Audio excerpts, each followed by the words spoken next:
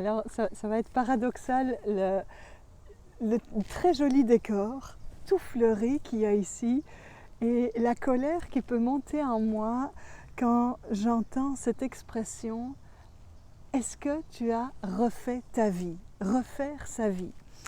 Donc, c'est une question qui m'est venue plusieurs fois quand j'ai raconté mon histoire, soit d'avoir terminé l'histoire avec le papa de mes enfants, soit d'avoir vu mourir un être aimé et de m'être retrouvée plusieurs fois dans ma vie dans des espaces de deuil, d'histoire, de relations et comme ça, et de solitude en fait. Et à ce moment-là, j'entends cette question est-ce que tu as refait ta vie? Comme si ma vie dépendait d'un être aimé, d'une relation amoureuse, comme si je n'étais rien, ma vie n'existait pas en tant que telle si je n'étais pas en relation amoureuse avec quelqu'un. Et c'est une expression qui m'a toujours heurtée, qui me met en colère. Et quand je suis avec les fleurs ici, je me dis, la fleur ne refait pas sa vie. Effectivement, elle refleurit d'une année à l'autre et elle a un temps où les fleurs sont tombées, elle a un temps où il est temps de se replier sur elle-même, de se coucher. Et c'est peut-être un moment où elle est moins visible, moins rayonnante et pourtant la fleur revient. Et on pourrait dire avec les fleurs, oui, ça dépend du soleil, ça dépend des animaux, etc. Mais chez les humains, ça dépend de notre vitalité, de notre désir d'être en lien avec la vie et pas d'une personne en particulier.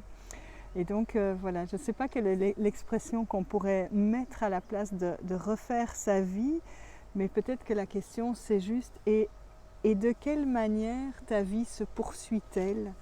Et qu'est-ce qui, de ce moment-là de vie, est encore vivant en toi aujourd'hui, malgré que la relation se soit terminée, malgré qu'il y ait eu une fin à un moment, on a toujours de nos anciens amours, on a toujours quelque chose qui reste vivant. Et ce qui est beau, c'est de voir de quelle manière la relation et l'être aimé à un moment, à un temps, m'a transformée, m'a nourrie et m'a permis de grandir et d'être qui je suis.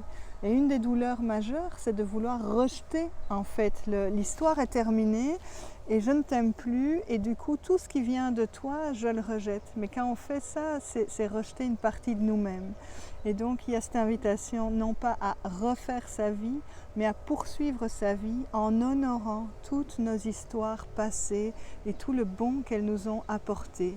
Et j'irai même plus loin en disant, est-ce que je peux honorer la personne que j'aime avec toutes ces histoires passées à elle, plutôt que de faire « Ah, maintenant tu m'appartiens, tu es à moi et donc on va renier ton passé ou faire une croix dessus. » Non, c'est « Je t'aime avec toute ton histoire, avec tout ton passé. Et moi aussi, je peux honorer toutes les femmes qui ont fait partie de ta vie avant parce qu'elles ont contribué à faire de toi l'homme que tu es aujourd'hui. » Et de la même manière, j'espère que tu peux honorer tous les hommes qui ont fait partie de ma vie parce qu'ils ont contribué à faire la femme que je suis aujourd'hui.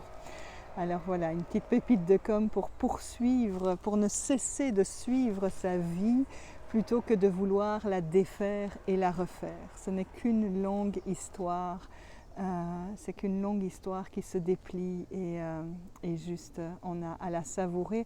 Et la fleur se pose beaucoup moins de questions que nous, les humains. La fleur, juste, elle est là, elle rayonne, elle prend le soleil. Et si chaque être humain pouvait juste prendre le soleil de l'amour qui lui est proposé et rayonner de sa plus belle lumière, peut-être que notre monde irait mieux. À bientôt pour une autre pépite de com ou de philosophie, c'est selon.